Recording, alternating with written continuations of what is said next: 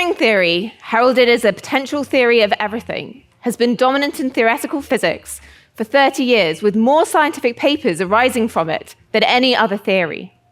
But critics argue the theory has held undue influence, and it is an error to pursue it. String theory proposes 11 dimensions and a vast landscape of possible universes without any evidence. Moreover, a theory of everything has not been forthcoming, and predictions of supersymmetry have not been confirmed. Is it time to move on from string theory and recognize that the search for supersymmetry has failed, and seek alternative accounts of the universe that are supported by observation and experiment? More fundamentally, should we see mathematics without a connection to the physical world as little more than fantasy?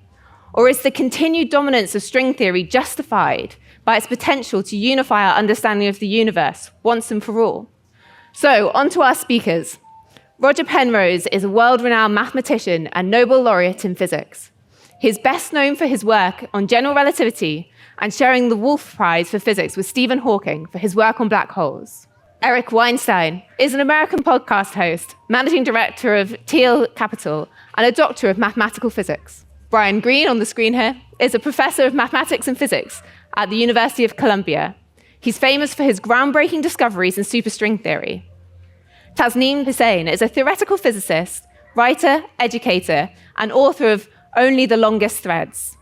We're first going to start off with Roger, who's going to tell us about his kind of 3-minute pitch on whether it's time to move on from the dominance of string theory in our account of the universe. Well, I wasn't sure it was still dominant. But still, when I first heard about it, in I guess the early 1980s, I found it a very exciting idea.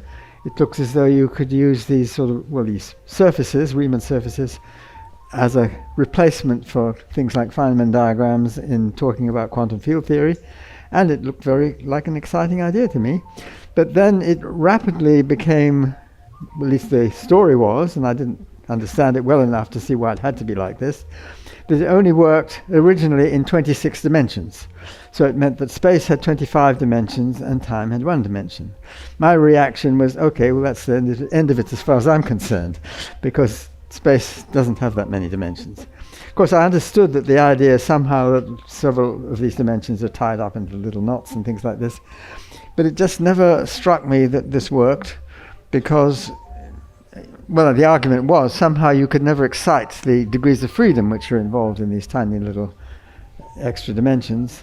It just didn't seem to me that was correct, because even though it would take a lot of energy to excite these degrees of freedom, that amount of energy was as far as the whole universe was concerned. I mean, you don't just do it locally, it would affect the whole universe. And the amount of energy that here, over the whole universe, which amounts to, say, a Planck scale energy, which is the sort of thing they were talking about, is ridiculously small. So I didn't see why this would, why you wouldn't be notice that the number of space dimensions was wrong.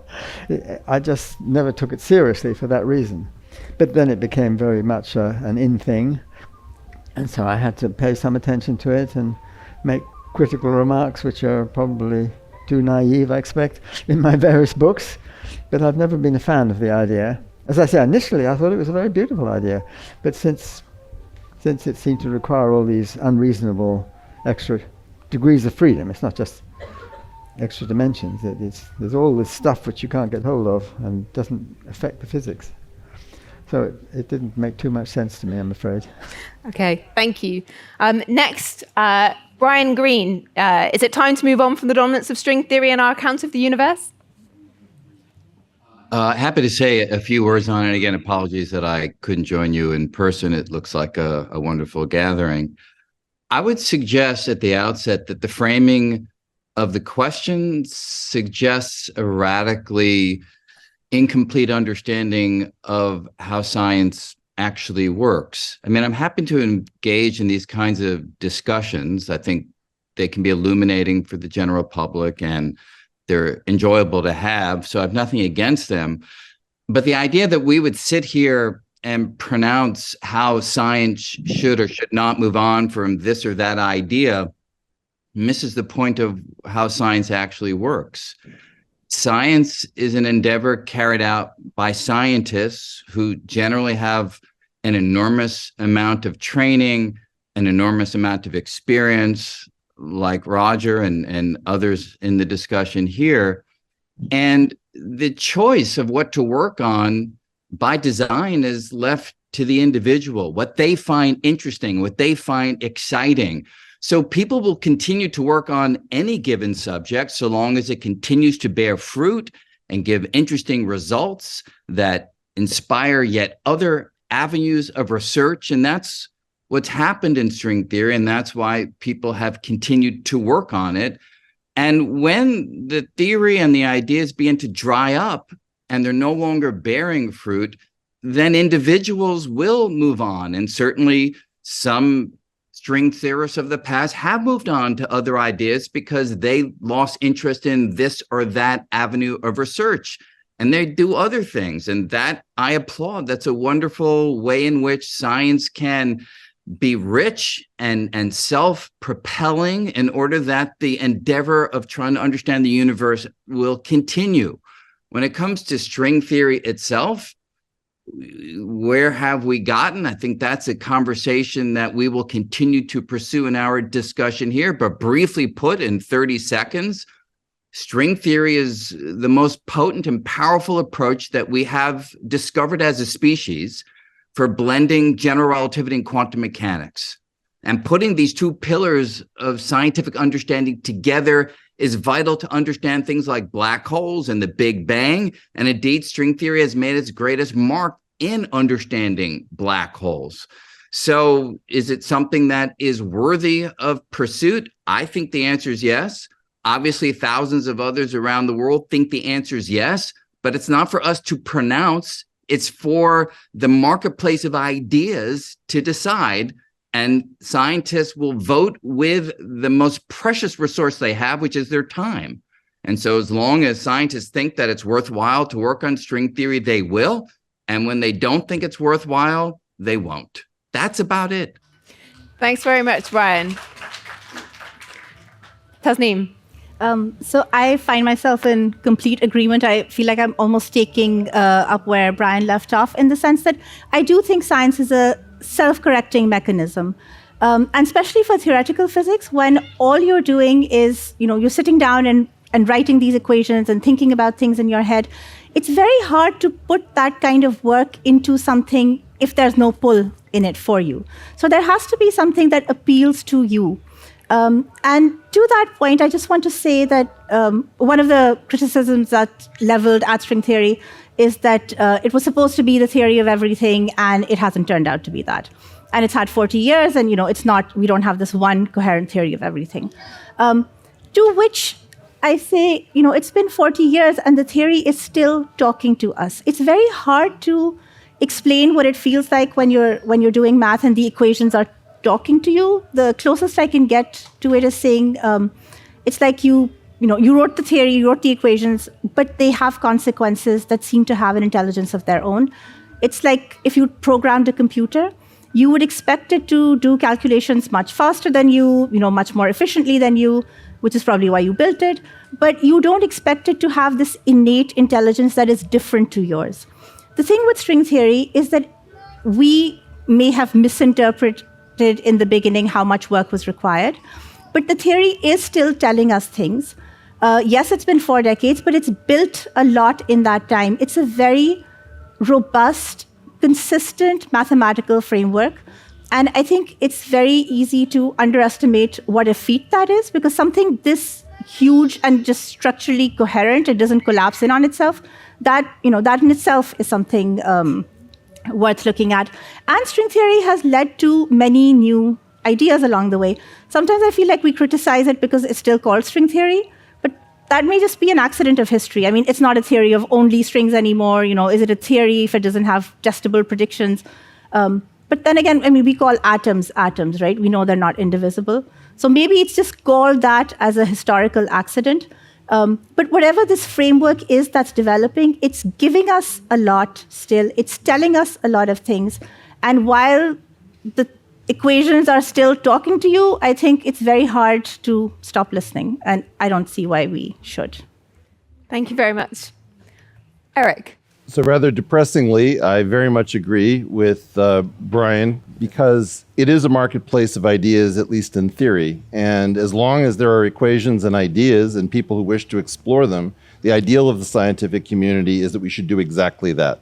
And the problem is that that is not exactly how science works. And in particular, this ignores the entire political economy of science, which has to do with jobs, claims, public relations, and effectively diverting the resources of the community, which are never particularly generous after the Cold War era, towards string theory. And it's not just a question of, let's say, delivering better pizzas, but also slashing the tires of the opposing pizza parlor.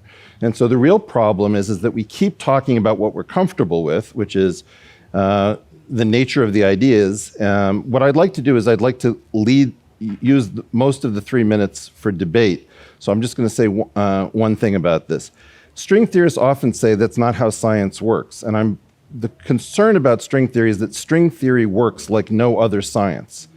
And so the biggest complaint that many of us have is that string theory sets itself up as the judges and referees who's winning, who's losing, what's the best leading theory, and finding themselves virtuous in almost all contests. So it's like playing a team of referees who may not necessarily be better footballers, but tend to find that they always win the game. So let's save the time for debate, and let's get into it. Thank you very much. So it's often said that mathematics is the language of physics, but physics also answers to experiment. How do we balance these two different factors? There's kind of the way the mathematics leads us and the way that we find things out through experiment. Roger? Well, I think the trouble with string theory is that there isn't any connection with observations. As far as I'm probably taking too strong a view here, but the mathematics, I mean, it's largely driven by the mathematics as far as I know, which is in itself is not an objection as far as I'm concerned. A lot of what I do is driven by the mathematics. But the trouble with string theory is it's supposed to be a theory of the way the world operates. And if the number of dimensions of space is just wrong, I can't take it seriously. And I mean, there are arguments why all these extra dimensions are hidden, and I don't think those arguments are right either. So I'm just left in a position where the problem is not so much, how much mathematics or how much physics or what. We're not talking about things which can be experimentally tested anyway, as far as I can see. If you could have a theory which had predictions, and these predictions could be seen to be right or wrong, that's what I understand about physics. But string theory seems to me driven largely by certain ideas which have importance in mathematics, but sort of irrelevant to the physics, really. As far as I know, there's places where string theory has had an impact on mathematics. Sure, it has, but it's not physics, as far as I can see. So the main trouble I have with string theory is I don't think it's physics. Does anybody want to defend the idea that string theory is in fact physics, not mathematics? Brian, go ahead. Okay. So I appreciate your remarks, Roger. Obviously, I have a different perspective on it. One, when it comes to the fact that various formulations of string theory do require extra dimensions, that's, of course, a long-standing program that existed long before string theory. The whole Kaluza-Klein program dating back to the early decades of the 20th century is one that considered the possibility that our universe might actually have extra dimensions. The issue of exciting modes in the extra dimensions is one that I think we understand reasonably well, that the energy goes like 1 over the putative size of the extra dimensions. So if their size is sufficiently small, the energy that needs to be focused in a sufficiently small region to excite those modes is larger than any energy that we have access to. But if we did have that energy, we would be able to excite those modes. I have a feeling that we're not going to be able to settle that in this discussion here, but I'm not concerned. And in fact, moreover, I've spent decades thinking about those extra dimensions. So I think it's actually a very fruitful part of the theory, as opposed to something that is a detriment or something that is an embarrassment. It's a wonderful quality of the theory. In terms of whether string theory is physics, I would put forward 2 points. Number one, the whole reason why we are interested in string theory is that we believe the world is governed, at least in certain energy scales, by the general theory of relativity, giving us our theory of gravity. We believe that on sufficiently small scales, quantum mechanics shows its colors. And we believe there are realms in which general relativity and quantum mechanics need to play together. And without a theory of quantum gravity, physics is at a loss for how to proceed. And so the value of string theory in physics is that it gives us a quantum theory of gravity. That's why we're interested in it, and that's why it's part of physics. I agree fully that we don't understand the theory well enough yet to draw direct predictions for things that we can go out and measure. That's why it is a theory, very much a theory in progress. And how long will it take to extract those kinds of predictions? I don't know. I wish we had those predictions too, because if we could verify them, great. If we could prove the theory wrong, fantastic too. I, like many string theorists, think that we live once. I'm not interested in spending my time on a theory that's wrong. And so being able to make that experimental judgment would be wonderful. We can't do it yet. I agree with that, but that's not some fundamental failing of the theory. It's the failing of us theorists to understand the theory well enough to make those predictions. Final point I will make is in terms of connection to physics, and there are others that I could bring up, but let me just focus on one. We've known, Roger, of course, since the work of Stephen Hawking, about, for instance, black hole entropy. And string theory is still the only framework within which we can calculate from first principles for a certain category of black holes and reproduce the beautiful formula that Stephen Hawking wrote down in terms of the area of the event horizon divided by 4. And so there's a wonderful connection between a quality of the world that I think many of us agree is correct, that black holes have entropy governed by the area of the event horizon, and string theory's calculation from first principles for certain categories of black holes of that number. So that, again, among many other things that we could discuss, are links to physics. So I'm a little surprised that you would say there's no connection to physics, but perhaps I'll leave it there and happy to hear your response. Tasmin, do you have anything you want to add to this topic? Yes, and that I think we would all love to see the experimental verification. It's just a technical issue of reaching those energies. And I think there's no string theorist who would not want verification. And I don't know of any string theorist who says it's not needed. Right? We all agree that that is what we're working towards. We just think it's going to take a lot longer than usual to get there. And to that point, I just want to say, I mean, we're used to thinking that these experimental, I don't even know what to call them, devices, apparatus, I mean, something as huge as LIGO or, the colliders at CERN, we can see what goes into them, right? We see how finely they have to be calibrated. We see the amount of material they take. So it's easy for us to see how complicated they are. I just want to suggest that the reason we haven't solved all the theoretical problems is that the math is equally complex. It's just not material. You can't see it. But there's a lot of things that have to be literally as finely tuned as that LIGO laser beam. There's a lot of maths that has to be developed. There's a lot of frameworks that we need to come up with. String theory is sort of forcing us to develop all of these things. They're not pre-existing. So yes, it's taking time. And I think those of us who are motivated by it are willing to give it that time. Eric, at the beginning, you mentioned that maybe string theory is different from other sciences. So perhaps you'd like to sure. answer this. So you actually just saw it there. I'm actually sympathetic with Brian's position more than this position of Roger's. I understand. So the theory calls for 10 dimensions. Maybe 6 of them have to get rolled up. They have a very small diameter. That means that you're going to take a lot of energy to excite it, which means that there's an energy threshold beyond which you hope that you can make predictions, but we haven't gotten there yet. That would apply to every other theory that might be a rival to string theory. But if you try to tell string theorists, hey, I have a different theory, it makes particle predictions, it says exactly what the SU3 cross SU2 cross U1 quantum numbers are, they'll say at what energy level?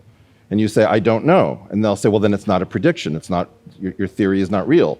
And you say, well, you just pulled a maneuver much worse than that. You won't even tell me what those things are. And so you have to understand how this game is actually played. The fact is that string theorists will always tell you that if the better theory came along, that they would immediately move to it. But when you ask them about whether they've looked at their colleagues' theories, if I asked Brian, for example, how in depth have you looked at Peter White's assertion that you should start from the oddity of SU3, go back to SU4 and look at a twistor theory, which includes Wick rotation at a fundamental level? I don't think Peter White's theory is correct, but at least I've looked at it. Very often the string theorists will tell you that they have no time. So what you start to understand is that there is a very easy set of behaviors and an equanimity that the string theorists appear to have that is not realized except in the breach. So the problem that we usually confront is that this theory plays by sociological and economically different rules. If you say, for example, that there's no experimental test of string theory, yet many string theorists told us exactly where we would find relatively low energy supersymmetry at the LHC, which failed to materialize. And so you can play infinitely the energy dog ate my energy homework. The particles are never found. If you push string theorists hard enough, they will say, well, it's actually not a theory, but a framework. When I pushed Joe Polchinski of blessed memory on this point, he said, Eric, you treat string theory as if it was a theory when I think we're just running subroutines for Ed, being Ed Witten.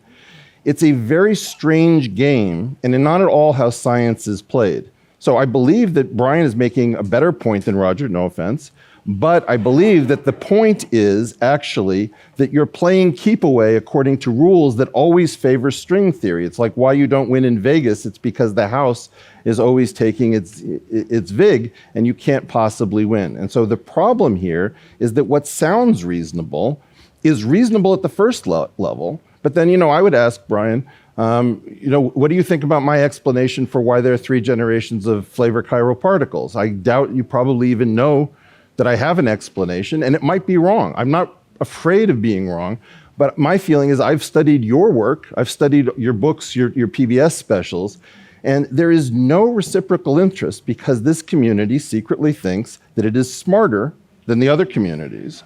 And in general, this is in fact true. I'm not arguing it.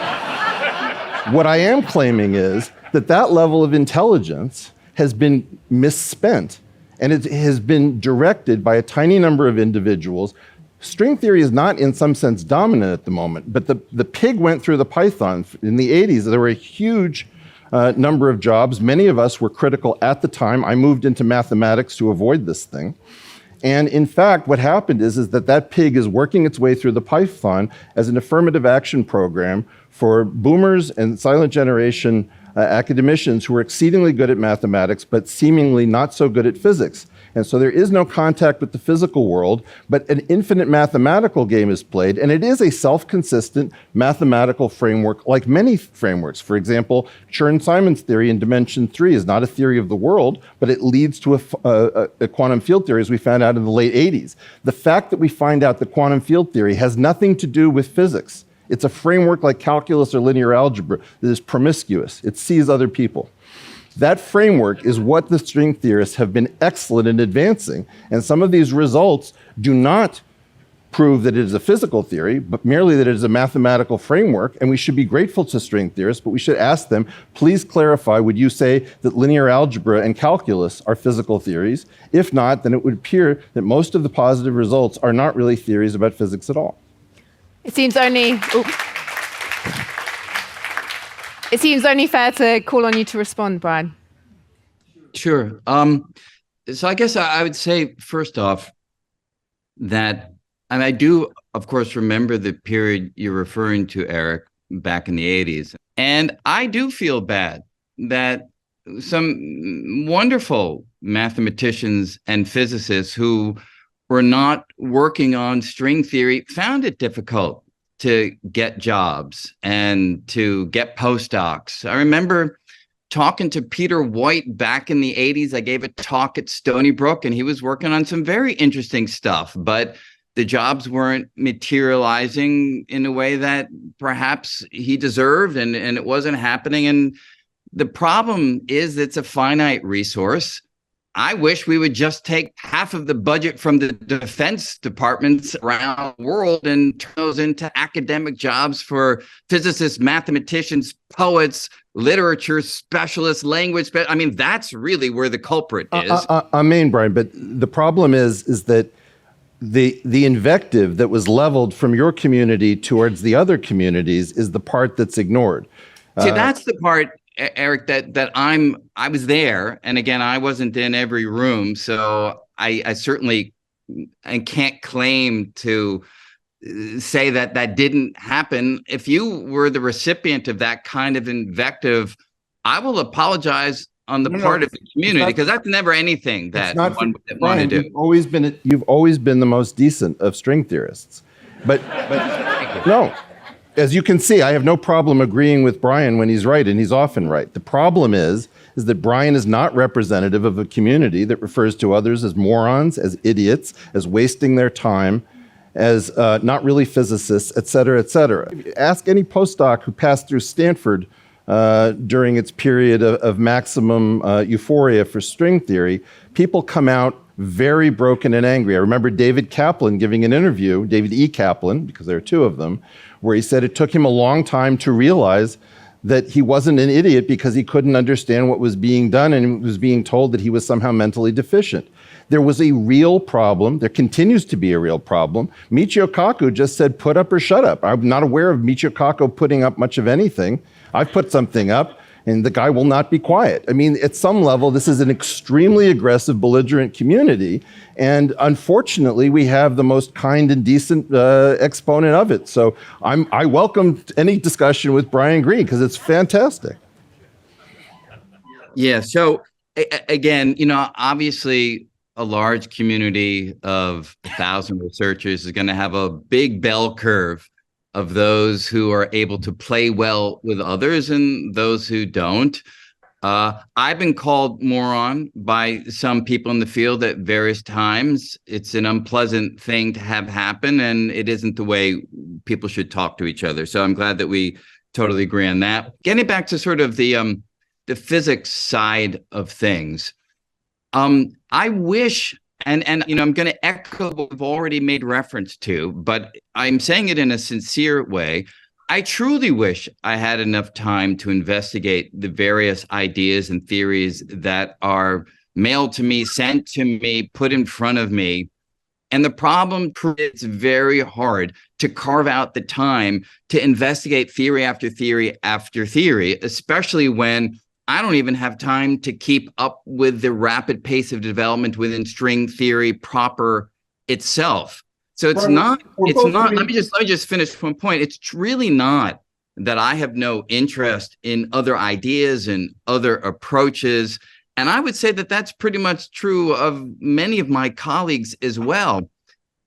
The problem is it takes so much effort and time to even understand the language sometimes in which other theories are described, or to go through manuscripts of dozens, 50, 60 pages of calculations. It could take weeks and months to really get to the bottom of it. And that's really what the problem is. So what I would say is, by no means am I going to echo Michio Kaku's put up or shut up, because that's, as you said, that's not sort of my frame. But if another theory came along and did say what string theory did for our understanding of general relativity and quantum mechanics, which is where the interest came from, it solved a problem that nobody had any idea how to solve before, and it did it in an understandable and manifest way that you didn't have to work very hard to understand the progress, and you could jump in at the ground floor and run with it.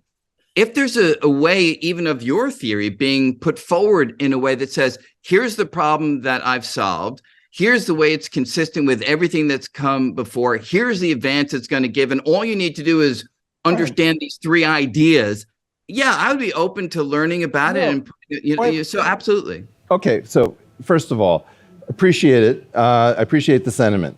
What you're saying is that string theory solves a problem interior to quantum gravity, which really originates around 1952-53 with Bryce DeWitt. My feeling about this is, if space-time is in fact doomed, as is fashionable to say, it's not clear that the right way of harmonizing gravity and the standard model is to force gravity into submission into a quantum regime. It may be that in a post-space-time construct, harmonizing gravity rather than quantizing it is important. And what happens with the string theorists is that they very frequently say, we've come closer to a quantum theory of gravity. When you get to that point, please give us a ring. And some of us are saying, you actually haven't made the case for quantum gravity, which has been 70 years trying to ship a product and failing. Furthermore, if I said something very simple to you, which is like take a vial spinner in 14 dimensions, tensored with 0 forms, direct sum 1 forms, and pull it back to dimension 4, and you'll find 2 plus 1 versions of the families of the standard model, 2 fundamental, 1 emergent. I didn't take any of your time. I took 45 minutes to understand Peter Woit's theory. It is inconceivable that you cannot spend the 45 minutes I spend, and my guess it would only take you 20 because you're in the field day to day.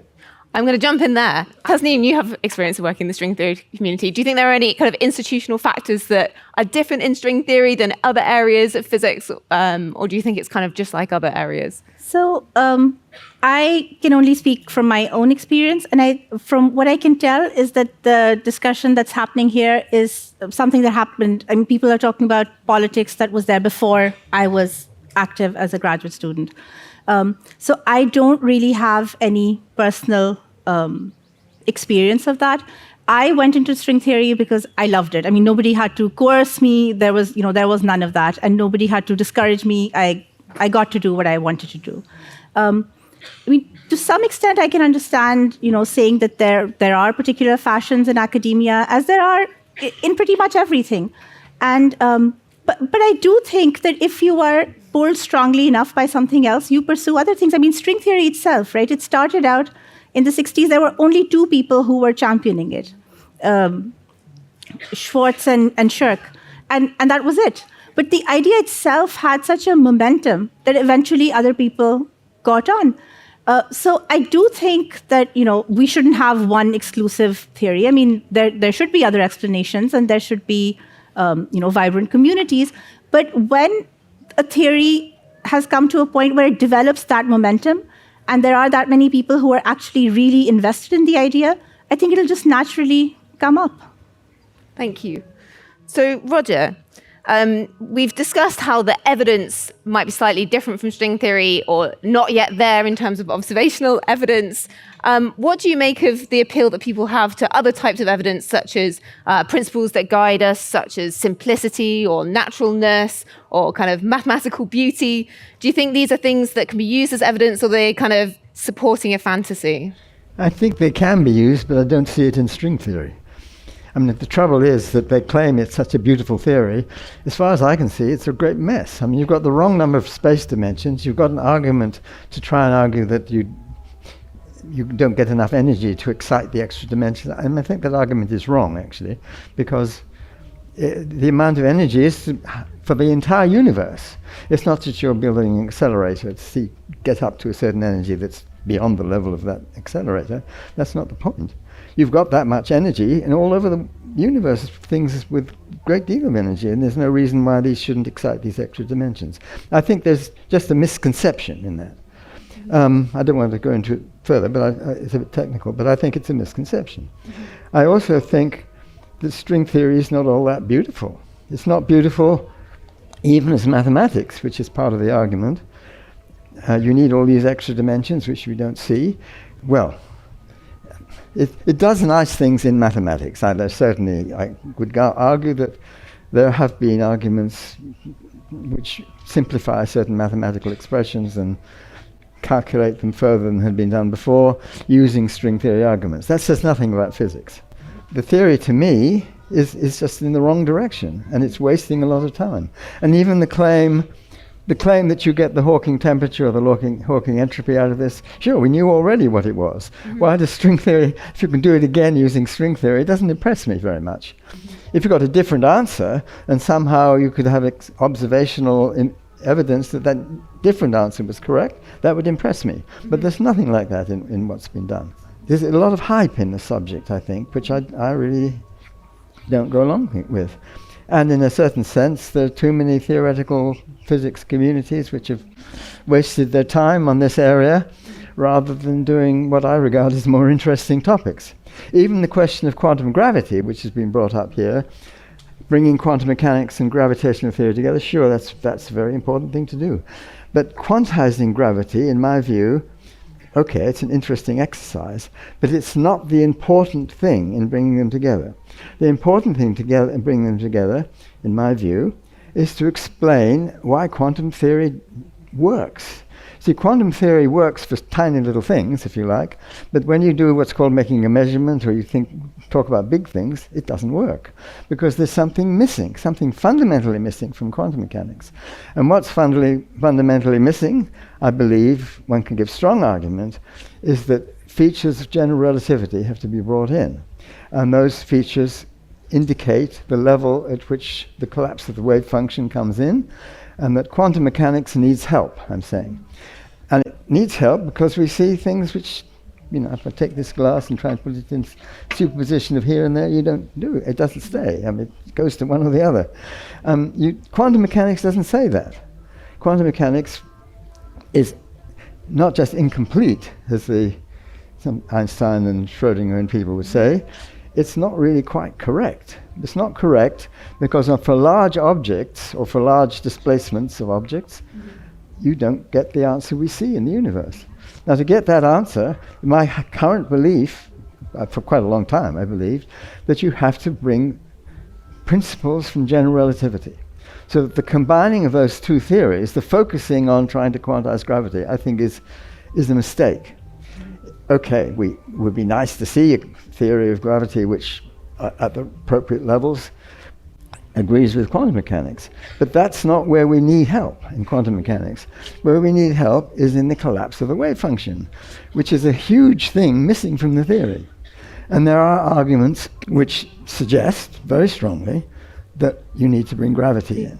Right. And that feature is not anywhere to be seen, at least not by me, in what's been done in string theory. It's just going off, to me, in the wrong direction. And it's lots of people in physics departments, theoretical physics, they're guided in this direction because lots of other people work in it. So I wonder if our other panelists have any thoughts of whether this issue in quantum mechanics, can string theory help us with this problem? Or is string theory silent on this, or is this kind of orthogonal, an extra issue, not something, string theory has its own issues separate from this? So string theory does not, at the moment, answer the question of the quantum measurement problem. And I agree with Roger that that's a critical question that has faced quantum mechanics really since its inception. So I agree that there are open questions that even string theory, as it's currently formulated, doesn't address. Has Roger addressed it with his approach that aspects of general relativity will be vital to the collapse of the wave function? It's a powerful and interesting idea. I've studied it. I'm not yet convinced of it, but it is among many ideas that people working in this arena have put forward. I'm glad that people are working on this key question of quantum mechanics. But in terms of the importance of quantizing gravity, I would take a somewhat different perspective than Roger's. Quantum mechanics is an established part of the way the world works. General relativity is an established part of the way the world works. If they can't play together, if when you combine them, you get nonsensical results, which was the state of play before string theory gave us a potential solution, then your physical description of the world is fundamentally inconsistent. And I don't think the universe is inconsistent, and therefore it is vital that we find a way to put the pillars of our previous understanding into harmony with one another. Eric mentioned perhaps there are other ways of doing it. Fantastic. I'm open to those ideas, but string theory at least is one approach that does that. And it's important, it's vital, and string theory not only achieves it, but to the question of beauty, let me just put forward the following. You do quantum mechanics of a string without any knowledge of general relativity. And just through the process of studying that quantum mechanical description of a string, general relativity emerges. It's forced upon you. It comes right out of the mathematics. If Einstein hadn't discovered general relativity, string theorists studying the quantum mechanical motion of a string would have found general relativity within the formulation itself. That's beautiful. That's breathtaking. that is what pulled many of us into the field. And so these issues, sure, beauty is somewhat in the eye of the beholder, but for two theories that were at loggerheads to naturally come together where one induces the other to emerge from the formulation, that's beautiful. Can I get on that last one? Go ahead. Okay. This is really weird. It's the post-diction of general relativity. Let me do general relativity for you. Take the scalar curvature and integrate it. Okay.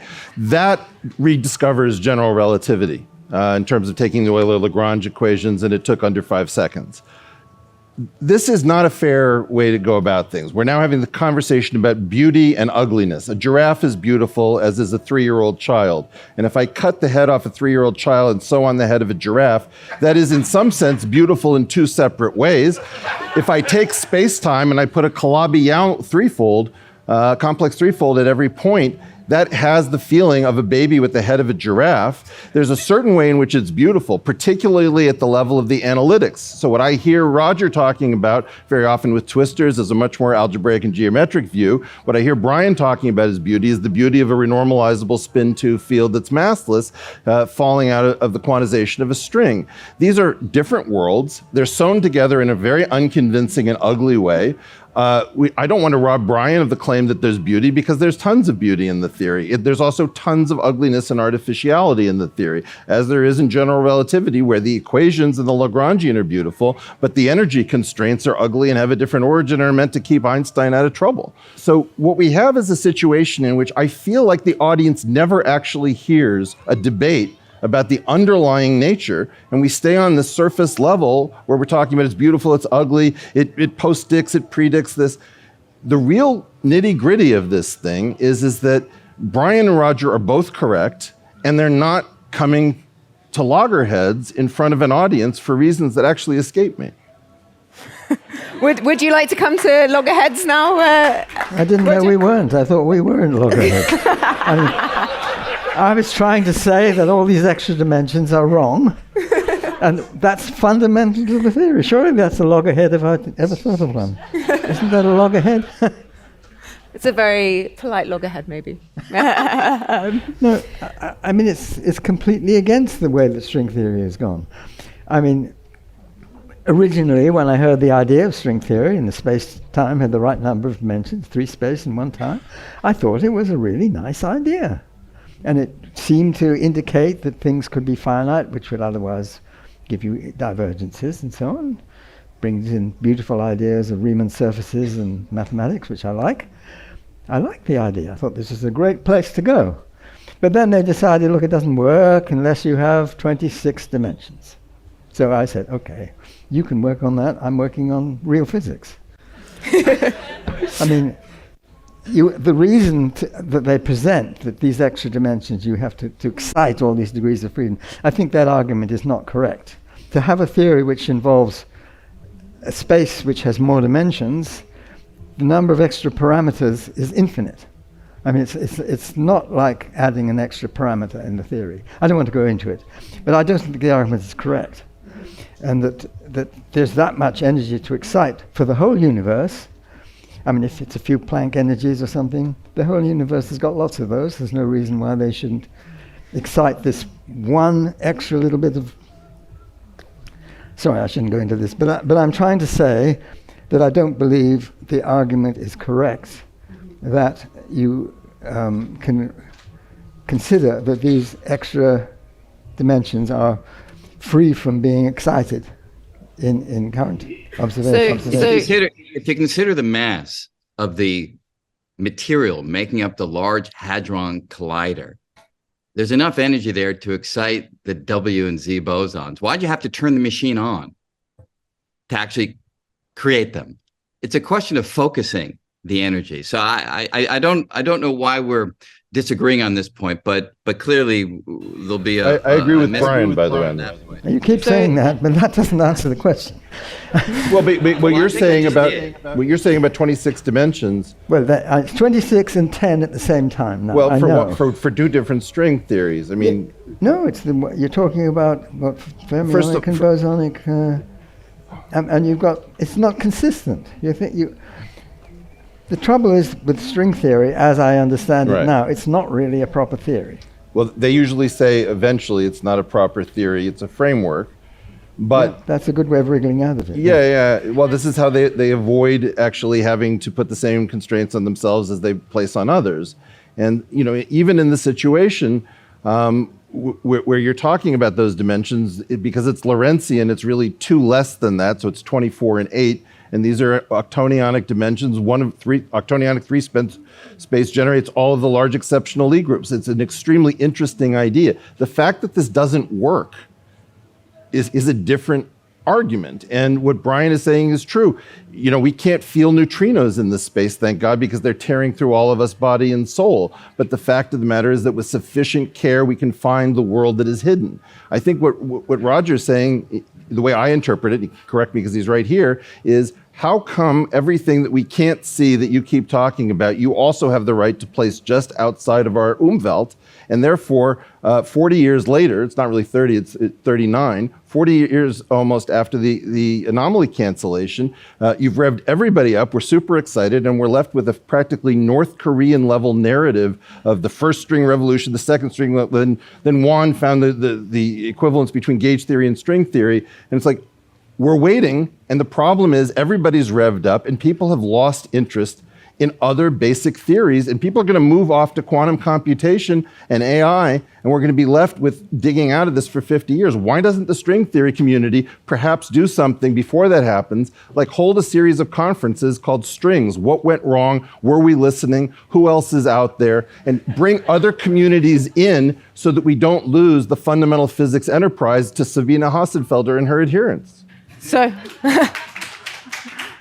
that particular outcome would not be a pleasant one indeed. But I think that the point that's being missed here, and if there's anything that I would hope the audience would take away from our conversation that I think we've yet to at least articulate fully, these ideas of 26 dimensions and 10 dimensions and vibrating strings, they're not some random haphazard ideas that string theorists kludge together in order to satisfy some kind of mathematical fantasy. These are rigorous mathematical calculations, and I think Eric would agree with at least that description of them, which have been done with utmost care, that in the earlier version of string theory, without supersymmetry, had 26 dimensions as the absolute number that emerged from that description. You put in supersymmetry, the 26 changes via a calculation, a precise, rigorous calculation, to 10 dimensions. These are self-consistent approaches to describing the motion of a quantum vibrating string, which has the added benefit not of kludging general relativity into the story, like putting the giraffe on the 3-year-old's body, but emerges directly from the mathematical calculation. So the idea of analogizing that with looking at the integral of the scalar curvature, that's a distinct formulation of general relativity using the very tools of general relativity, curvature, 4-dimensional manifolds, and so forth. I'm going to just jump in here. The beauty of string theory is general relativity emerges from it without putting it in from the get-go. That's the point that distinguishes them. Thank you, Brian. So it seems like there's a question about whether in order to find these extra dimensions, we're going to have to search, and we might find horrible things like a child's head attached to a giraffe. In doing so, and the aim of doing this has been in search of a theory of everything, or a theory of quantum gravity has been the discussion of, is this the right way to go? But the question is, maybe that's not the only thing that string theory might be good for. So Tasmin, do you think there's some value to string theory aside from thinking about things such as the search for quantum gravity? I think there's been great value in string theory because, like I said, it is a mathematical framework that is still ongoing, it's still developing. And it's telling us things, it's telling us some really interesting things, which I think both Eric and Brian kind of referred to, the duality conjecture or ADS-CFT correspondence, which is a really huge insight. I mean, this is, again, a very personal thing, as you've seen people who are very well established in the field and very intelligent can have different views on things, right? They can hold their own opinions on what pulls them, what they consider beautiful or important. To me personally, the idea of duality, I feel like if nothing else comes out of string theory, that insight in itself is huge, because what it's telling you really is that two theories which look completely different on the face of it, they can live in different dimensions. So one is, say, 4-dimensional, the other is 3-dimensional. You write down their equations, and there is this way in which you can just flip one into the other. So it's literally like saying that those two theories are describing the same physics. We've parameterized it differently. We've described one as a 5-dimensional theory. We've described another as a 4-dimensional theory. One is a quantum field theory. The other has gravity in it. And the theories are equivalent. To me, it also seems a little bit strange that, in some sense, string theory is saying that the concept of dimension is not as fundamental as we thought, right? A theory in 5 can be equivalent to a theory in 4. I don't know why we criticize string theory for having so many dimensions, when one of the things that might come out of the theory is the fact that the concept of dimension is itself not fundamental. Could be, an artifact of the way we are writing the theory down. So I think string theory, that's just one aspect of it, but I think string theory has given us so many new ideas, so many new constructions, and the fact that we don't have a theory of quantum gravity, to me at least, means that we don't have the right model yet for it. String theory is giving us a series of consistent models. Now, the fact is we're looking for something. You can't just go out looking for anything new, right? String theory is right there, giving you a whole bunch of new things, telling you some narratives that you would not have come up with on your own. And for that in itself, I think it's very useful. You're working with an intelligence that is either beyond or at least very different to yours. It's telling you things you would not have made up. So in that sense, I think it's worth pursuing. Please join me in thanking our speakers.